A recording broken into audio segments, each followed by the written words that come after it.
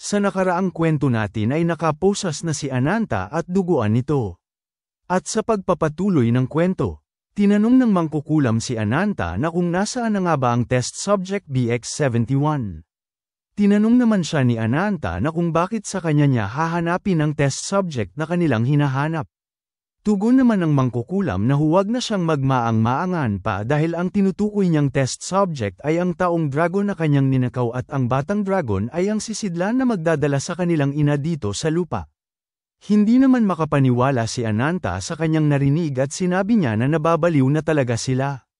Minungkahi naman ni Ananta na sabihin niya ito kay Viera-don na ang mga bibig nito na tinuturing isang test subject ang batang dragon ay pupunitin niya ang labi nito balang araw. Bumalik naman ang eksena at dito nagawa ng makuha ni Yonwoo si Ananta mula sa sisidlan at habang pinagmamasdan niya ito ay napatanong naman siya sa kanyang isipan na kung pinaplano ba ng mga ito na gagawin nilang laruan si Ananta dahil parang wala ng utak ito. Habang buhat-buhat niya si Ananta ay sa isip-isip niya na kung ito na ang estado ni Ananta ngayon ay ganun rin ang mga ibang test subject. Ipinasok naman ni Yonwoo si Ananta sa kanyang intrainan. At napagdesisyon na naman ni Yonwoo na hindi niya napapahirapan ang mga ibang test subject sabay palabas niya ng kanyang kasanayan. Pagkatapos nun ay dali-daling lumabas si Yonwoo sa silid at bigla namang lumabas si Bu mula sa ilalim at tinawag niya si Yonwoo bilang master. Kaagad niya namang sinabi na kinuha niya ang lahat ng kayamanan at libro at iba pang mga philosopher's stone. Sinabihan naman siya ni Yonwoo na maganda ang kanyang ginawa. Napalingon naman si Yonwoo dahil mayroon siyang tinig na narinig mula sa di kalayuan ayon sa narinig niyang tinig na nagtatanong kung ano ba ang nangyari at kung bakit wala ng laman ang lagayan ng kanilang mga kayamanan, may napasabi pa na isa na malaki ang kanilang problema sa ngayon dahil ang lahat ng kayamanan nila ay nawala. Bigla na lang sumibat si Yonwoo dahil dumaan ang mga mangkukulam at may napasabi pa na isang mangkukulam na kahit ang Emerald Tablet sa library ay nawawala rin.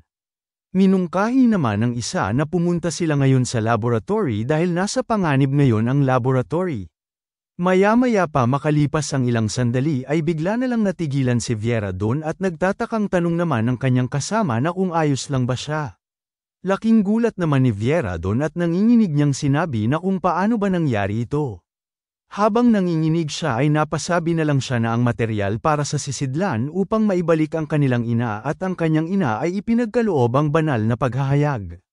Naalala niya naman ang sinabi ng kanyang ina na maghanda sila ng temporaryong sisidlan kahit na hindi ito sapat para sidlan ng kanyang katawan. Sinabi niya pa na bababa siya mismo upang parusahan ang mga hahadlang sa kanyang mga pinaplano. Napasigaw naman at napamura si Viera-don at dahil sa galit niya ay ipinalabas niya naman ang kanyang ahas at sabay tanong na kung ano ba ang kanilang ginagawa upang mangyari ang ganito. Kaagad namang pinulaputan sa leeg ang kanyang mga alip-ores ng kanyang ahas na ikinagulat naman nila. Minungkahi naman ni Viera-don na makinig silang mabuti at inutusan niya ang mga ito na hanapin nila si Ananta sa kahit anong paraan bago pa man makapasok dito ang mula sa labas at kahit na mamatay pa sila. Agad niya namang binitawan ang mga ito sabay tanong niya na kung naiintindihan ba nila ang kanyang inuutos. Tugon naman ng kanyang mga alip-ores na naiintindihan nila. Lumingon na si Viera-don at hinawakan niya ang sisidlan at sa isip-isip niya na mayroong bakas na ang kanilang security system ay nagawang mahak at nagtatakang tanong niya naman sa kanyang isipan na kung paano ba nila nagawa ito. May bigla naman siyang napansin kaya naman sinuri niya ito at napatanong sa kanyang isipan na kung ano ba ito dahil ang pattern ng kapangyarihan ng mahika ay kakaiba at parang pamilyar ito sa kanya na para bang nagmula ito sa lahi ng mga dragon. Pumasok naman sa kanyang isipan na parang kahawig ito ng taong kanyang tinutukoy. Bigla naman siyang nagulat dahil mayroong pag-atake mula sa kanyang likuran. Kaagad namang nagsetalsikan ang mga mangkukulam na naroon sa lugar. Pagkawasak ng lugar ay nakita niya naman si Yonwoo na naghahanda ng isang pag-atake patungo sa kanya. Pinagmasdan naman siya ng mabuti ni Viera-don at nakita niya na parang pamilyar ito sa kanya kaya naman sobrang gulat niya dahil hindi niya inaasahan ito. Naalala niya ang masayang mukha ng kanyang kasintahan na si Jungwoo at masaya silang naghahawak kamay. Naalala niya rin ang tindig nito at ang mga ngiti nito at dahil sa gulat niya ay napatanong siya kung paano nangyari ito. Umilo naman ang mata ni Yeonwoo habang naghahanda ng isang pag-atake at nang walang ano-ano'y bigla na lamang naputol ang kanyang leeg at umiwalay ito sa kanyang katawan. Ipinaliwanag naman dito na sina Bahal daw at Leonte ay nakakuha ng malaking pabor sa pag-trider nila kay Jungwoo. Ang bawat isa sa kanila ay nakakuha ng mataas na posisyon sa Azure Sword Clan at sa Red Dragon at mas nakakuha sila na kasikatan at kapangyarihan kumpara noong nasa Artia pa sila subalit wala ni isang nangyari kay Viera Dun. Si Viera Dun ay naging isang pinuno ng Walpurgis Nacht subalit kung gusto niyang iwan ang Artia ay alam niya ang lahat kumpara kanino man at ang kanyang kapatid na si Jungwoo ay maiintindihan siya. Gayunpaman ay nilaso niya si Jungwoo at maging ang kanilang anak na si Sesha ay ginamit ni Viera Dun bilang test subject at nakagawa ng maraming kasalanan at napatanong naman si Yeonwoo na kung ano ba ang dahilan kung bakit siya nagkaganon o ganito ba siyang uri ng tao na nagpapanggap para lang makapanloko ng tao. Sa isip-isip naman ni Yeonwoo na sa huli ay hindi nagawang malaman ng kanyang kapatid ang rason at namatay siya at kahit ano pa man ang nangyari ay wala na siyang pakialam doon at agad niyang sinugod si Viera Dun. Bigla namang nagising si Viera Dun pagtapos maputol ng kanyang leeg at kaagad niyang hinawakan ang kanyang leeg habang nanginginig ang kanyang mga kamay. Napatanong naman ang isang mangkukulam kay Viera Dun na kung bakit bigla niya na lamang inilipat ang kanyang katawan at may napatanong pa kung may problema ba at kung ayos lang ba siya. Ang signature na kasanayan ni Viera Dun ay ang tinatawag na body transfer o kaya niyang ilipat ang kanyang katawan. Namana niya ang kapangyarihan na ito mula sa kanyang dakilang ina. Ito ay isang kasanayan na kayang ilipat ang kanyang ego data patungo sa ibang katawan kaya naman madali lang siyang makakalipat patungo sa ibang katawan. Napahawak naman siya sa kanyang ulo dahil hindi siya makapaniwala at ayon sa kanya imposible itong mangyari dahil ang bastardong yun ay natitiyak niya naman na namatay na. Subalit pagkakita niya ng mga mata ni Yeonwoo ay natitiyak niya naman na magkasintulad nito ang mga mata ni Jungwoo. Inutusan niya naman ang kanyang alip oras na sabihin niya sa kanya na patay na ang bastardong yun at tinanong niya ito na kung tama ba dahil siya mismo ang pumatay sa kanya ng sarili niyang mga kamay. Nanginginig naman na tinanong ng isang mangkukulam si Viera Dun na kung ano ba ang kanyang ibig sabihin. Bigla namang sinakal ni Viera Dun ang isang mangkukulam at inutusan niya itong sabihin sa kanya na pinatay niya siya. Sinabi naman ng isang mangkukulam na tama ang kanyang sinabi dahil nasisigurado niya na patay na nga ang bastardong yun. Pagkarinig ni Viera Dun ay kaagad niya namang binitawan ang isang mangkukulam. Huminga naman ng malalim si Viera Dun at humingi siya ng paumanhin at sinabi niya na nadala lamang siya ng kanyang emosyon. Naalala niya naman na sa puntong naputol ang kanyang ulo ang kanyang Philosopher's Stone ay hindi gumana dahil ang Philosopher's Stone na kanyang naset ay maa-activate lamang kapag ka nasa panganib siya.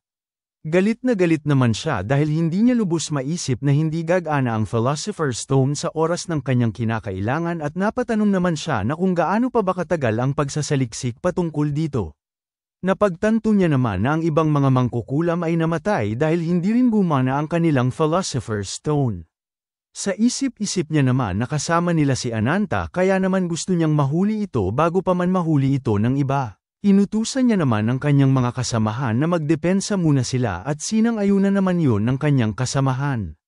Maya-maya pa ay may biglang napansin ng isang mangkukulam at inutusan niya si Viera Dun na mag-ingat siya at nagtataka naman si Viera Dun at tinanong niya ang mangkukulam na kung ano ba ang ibig niyang sabihin at pagkalingon niya ay nakita niya na naman si Yeonwoo at kaagad naman siyang tinanong ni Yeonwoo na kung saan ba siya pupunta. At nang walang ano-ano'y bigla na namang pinutol ni Yeonwoo ang kanyang leeg. Habang humihiwalay ang kanyang ulo sa kanyang katawan ay nakita niya naman kung sino ang pumutol sa kanyang leeg at habang pipaikit na ang kanyang mata ay nakita niya naman ang kanyang mga kasamahan na inaatake ni Yeonwoo at tuluyan niyang ang ipinikit ang kanyang mga mata. Ganun pa rin ginamit niya pa rin ang kanyang kasanayan na tinatawag na body transfer at pagkabangon niya ay napahawak naman siya sa kanyang ulo at napatanong na kung nasaan na nga ba siya ngunit lingid sa kanyang kaalaman na nasa likuran niya na naman si Yeonwoo na papaatake na naman sa kanya. Naramdaman niya naman yun kaya naman lumingon siya at pagkalingon niya ay malapit na ang espada ni Yeonwoo sa kanya at napatanong na kung paano ba nangyari ito. Inilipat niya na naman ang kanyang katawan at pilit niyang tinatakasan si Yeonwoo subalit hindi pa rin siya tinatantanan ni Yeonwoo. Nang malapit na si Yeonwoo sa kanya ay napasigaw na lang siya na huwag siyang patayin ngunit ganun pa rin pinatay pa rin siya ni Yeonwoo. Inilipat niya na naman ang kanyang katawan at dito tinutukan siya ng espada ni Yonwoo sa leeg at nagmamakaawa siya na huwag siyang patayin at minungkahi naman ni Yonwoo sa kanya na huwag siyang masyadong OA. Nakangiting sinabi naman ni Yonwoo kay Viera doon na dahil si Ananta ay mas labis ang paghihirap niya kumpara sa kanya at kahit na si Sesha at siya at ang tinutukoy niya ay ang kanyang kapatid. Sinabi pa ni Yonwoo na hindi siya sisigaw ng ganito kung gusto niyang pagbayaran ang lahat ng pasakit na idinulot niya sa kanila at tinanong niya si Viera doon na kung ano ba ang naiisip niya. Labis namang takot si Viera doon at tinanong niya si Yonwoo na kung sino ba talaga siya. Sinabi naman ni Yonwoo na hindi niya pala natanggal ang kanyang maskara kaya naman hindi masaya ang ganitong pamamaraan. Pagkatanggal ni Yonwoo ng kanyang maskara ay nanlaki naman ang mata ni Viera doon. Nakangiting sinabi naman ni Yonwoo sa kanya na inaasahan niya na mabubuhay ito ng paulit-ulit nang sa gayon ay papatayin niya rin ito ng paulit-ulit. Bigla namang nagulat si Yonwoo dahil nakaramdam siya ng murderous aura at kaagad siyang lumipat ng pwesto at nang walang ano-ano'y bigla na lamang may bumagsak na malakas sa pagitan nila ni Viera dun. Habang unti-unting nawawala ang alikabok ay may napasabi naman kay Yonwoo na magaling talaga ito dahil hindi niya lubos akalain na magagawa niyang mabasa yon dahil ang bilis na yon ay ang hindi maiiwasan ng halos lahat ng rankers. At dito ang dumating ay isang nakabalabal na nilalang at parang miyembro ito ng Devil Army. Ang taong ito ay si Kindred. Sinabi naman agad ni Kindred kay Yonwoo na ang kanya daw na pandama ay mas naging matalas kumpara noong nasa 5 bundok ng elemento pa siya at tinawag niyang bata si Yonwoo. Pagkakita ni Yonwoo ay nakaramdam naman siya ng matinding galit. Tinanong naman ni Kindred si Yonwoo na kung maayos naman ba ang ginagawa ni Braham. Tugon naman ni Yonwoo na si Braham daw ay patay na ngunit hindi niya na ipinagpatuloy ang kanyang sinasabi dahil tumawa si Kindred at tinanong niya si Yonwoo na kung iniisip niya ba na hindi niya alam dahil nagtanong siya. Sinabi niya pa na talagang namatay si Braham ngunit ngayon ay naglalakad ito gamit ang dalawa niyang paa at kinumpirma niya naman kay Yonwoo na kung tama ba siya. Nagtatakang tanong naman sa isipan ni Yonwoo na kung paano nalaman ng Devil Army ito at kung mayroon bang sumusunod sa kanya. Habang pinagmamasdan niya si Kindred ay sa isip-isip niya naman na hindi niya hahayaang may matuklasan pa na maraming bagay ang mga bastardong ito kaya naman napagdesisyonan niya na mag-iingat na siya simula ngayon. Sinabi naman kaagad ni Kindred na nababalisa siya sa kakahintay ng kanyang pagdating. Tinanong naman siya ni Yonwoo na kung ano ba ang kanyang rason. Tugon naman ni Kindred na ayon ito sa kagustuhan ng Heavenly Demon dahil gusto ng mga demonyo na kinakailangan na nila siyang makuha ngayon. Tinanong naman siya ni Yonwoo na kung ano ba ang kailangan nila kay Sesha. Tugon naman ni Kindred na maging siya ay hindi niya alam. Seryoso namang sinabi ni Kindred na hindi ba sinabi niya na sa kanya na sinusunod niya lamang ang kagustuhan ng Heavenly Demon dahil inuutusan lamang siya ng Heavenly Demon kung ano ang kanyang gagawin at sinusunod niya lamang kung ano ang inuutos sa kanya. Sa isip-isip naman ni Kindred na nagsisinungaling lamang siya dahil ang Heavenly Demon ay tumigil muna sa pag-utos sa kanya. Bigla namang sinabi ni Kindred na tama na ang maliit na pag-uusap na ito kaya naman sinabi niya na may pupunta dito mamaya na bastardo at inaya niya na si Yonwoo na sumama sa kanya. Pagkarinig ni Yonwoo ay wala naman siyang naging tugon at maya-maya pa ay bigla na lang niyang tinanong si Kindred na paano kung ayaw niyang sumama sa kanya. At nang marinig yun ni Kindred ay natigilan naman siya at biglang napalitan ang kanyang ngiti ng napakatinding galit. Bigla niyang sinabi ang lakas ng loob niya na tanggihan ang inuutos sa kanya ng Heavenly Demon at sinabihan niya si Yonwoo na wala siyang modong bastardo. Habang umaapaw siya sa galit ay tinanong niya si Yonwoo na kung iniisip niya bang may pagpipilian pa siya. Tugon naman ni Yonwoo na kaya niyang pumili sa kanyang sarili. Hindi naman makapaniwala si Kindred sa sinabi ni Yonwoo sa kanya. Maya-maya pa ay bigla na lang yumanig ang lugar at parang guguho na ang Broken Castle. Nang maramdaman yun ni Viera doon ay nag-alala naman siya sa Broken Castle. Habang si Yonwoo naman ay nakatayo lamang at bigla siyang ngumiti at sinabi niya na mag-uumpisa na sila. Lumipat ang eksena sa labas ng kastilyo at dito nagawang mabasag ni Galliard ang barrier gamit ang kanyang palaso. Agad namang nagulat si Galliard kay Braham na ang barrier ng kastilyo ay nawasak na. Binati naman siya ni Braham at sinabi niya na magaling ang kanyang ginawa. Tinanong naman siya ni Galliard na kung ano na ang susunod na kanilang gagawin. Kinumpirma niya naman kay Braham na sinabi niya na ang kanyang gagawin ay isang mahika na kinakailangan ng astronomical price. May kinukuha naman si Braham sa kanyang bulsa at masaya niyang sinabi na pinaghandaan niya na ang bagay na yon. Ipinalabas niya ang kanyang kinuha sa kanyang bulsa at ito ay maraming piraso ng Philosopher's Stone. Kaagad niya namang sinimulan ang kanyang mahika sabay sabi niya pa na hindi aakalain ng mga mangkukulam na ang mga Philosopher's Stone na ito ay magagawang protektahan ng kanilang sarili at ngayon ay magiging isang sandata na ito na papatay sa kanila. Maya-maya pa ay ang mga Philosopher's Stone na binitawan ni Braham ay naging mga napakalaking bolang apoy na babagsak sa Brocken Castle. Sinabi naman kaagad ni Braham ang katagang meteor strike at agad namang nagsilaglagan ang mga umaapoy na meteor patungo sa kastilyo. Ang meteor strike ay isang magic spell na kahit ang draconic species ay kinakailangan ng kalahati o higit pang mana mula sa Dragon Heart. Napatanong naman ang isang ito na malapit ng bagsakan ng meteor na kung ang may gawa ba nito ay isang ranker o hindi naman ay isang S-class na mercenaryo. Sabay-sabay nang nagsilaglagan ang mga meteor mula sa kalawakan patungo sa kastilyo at wala ni isang mahalaga pa sa mukha ng sakuna. At dito tinitingnan ni Yonwoo ang kastilyo habang dinudurog ito ng mga meteor gawa ni Braham. Ipinalabas naman agad ni Yonwoo ang kanyang mga alipores. At sa isip-isip niya na sa uri ng pag-ataking ito ni Braham ay wala ng katawan na maaaring lipatan ni Viera-Don at napagdesisyonan niya naman na hahanapin niya na ang bangkay ni Viera-Don at kaagad siyang bumaba ngunit napalingon naman siya dahil mayroong tumawag sa kanyang pangalan na Cain. At dito galit na galit si Kindred sa kanya at duguan na ito habang hawak-hawak nito ang isa niyang braso. Agara naman siyang naghanda ng isang mahika sa isa niyang kamay at sabay sabi niya na ang lakas ng loob niya na gawin ito sa kanya sabay sugod niya patungo kay Yonwoo. Habang papalipit si Kindred ay sinabi naman ni Yonwoo na hindi niya lubos maisip na buhay pa ito pagkatapos ng lahat ng pag-ataking iyon at sinabi niya pa na kagaya nga ng kanyang inaasahan na si Kindred daw ay kahanga-hangang nilalang at ayon pa sa kanya na gusto niyang makita kung ano ba ang mangyayari sa ngayon. Bigla namang natigilan si Kindred pagkarinig niya ng sinabi ni Yonwoo at napatanong na kung ano ba ang ibig niyang sabihin. Bigla namang binanggit ni Yonwoo ang katagang meteor strike at sabay tanong niya kay Kindred na huwag niyang sabihin sa kanya na iniisip niyang iyon lamang ang kanyang hinanda. Labis namang nagulat si Kindred dahil sa kanyang narinig mula kay Yonwoo. Makalipas ang ilang saglit ay mayroon ng tumulong dugo sa sahig habang si Yonwoo naman ay itinuturo niya ang magic circle sa kanyang itaas sabay sabi niya pa na mayroon pang natitirang isa. Hindi naman lubos sa kalain ni Kindred na mayroon pa palang natitira kaya naman dahil sa sobrang galit niya ay nanginig siya at agad niyang minura si Yonwoo habang pilit niya itong inaabot ay malapit na sa kanya ang napakalaking meteor at bigla na lamang sumabog sa lugar. Bigla namang nilapitan ni Yonwoo ang katawan ni Kindred at sinabi niya na kagaya nga na kanyang inaasahan ay peke rin ang isang yun at napasabi na lang siya na napakatyaga talagang bastardo ni Kindred subalit natitiyak niya naman na mayroon pa ring pisilohikal na pinsala sa tunay nitong katawan. Maya-maya pa makalipas ang ilang saglit ay napagdesisyonan niya na hanapin ang bangkay ni Viera-Don.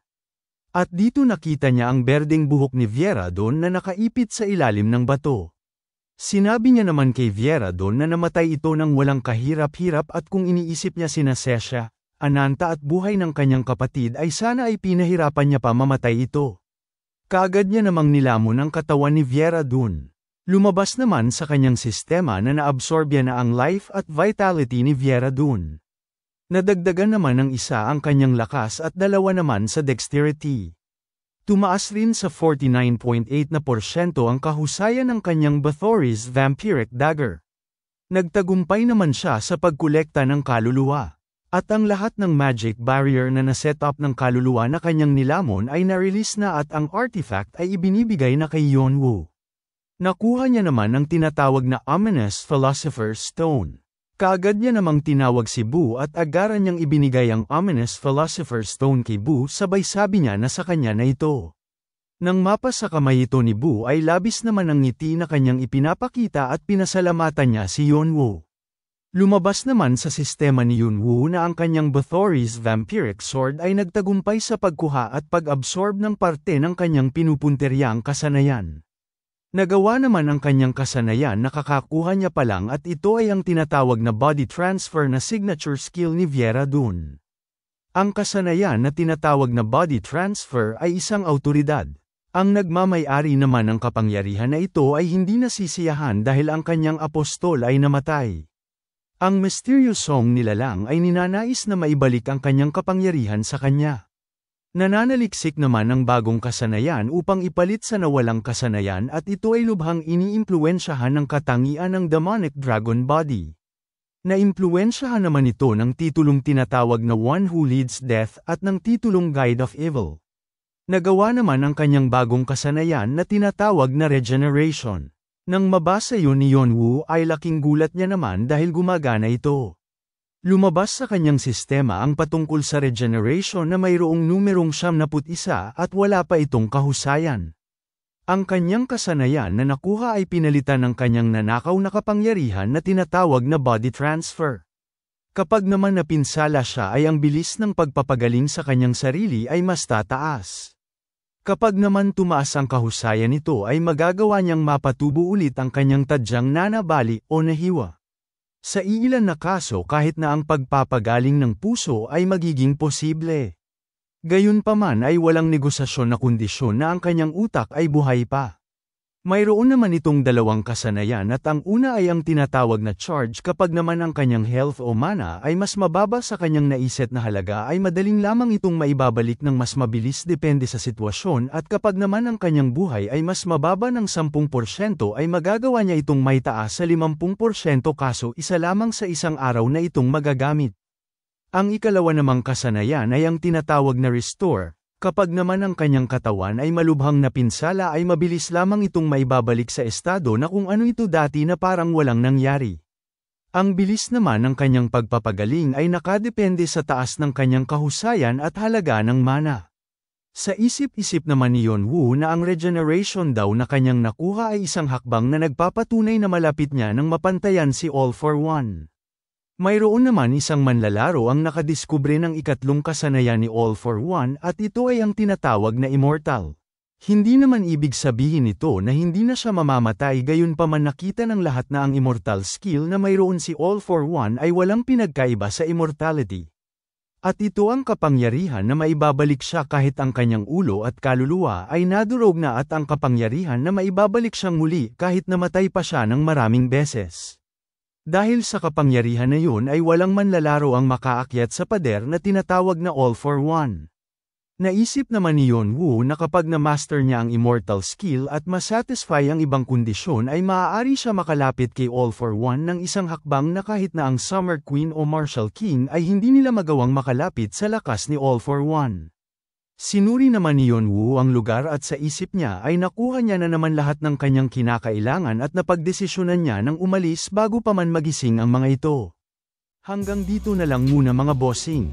Kung gusto mong subaybayan ang kwentong ito, mag-like, comment, subscribe at i-hit mo na rin ang notification bell para ikaw ang unang makapanood pag may bago tayong upload. Kita-kits sa susunod mga boss.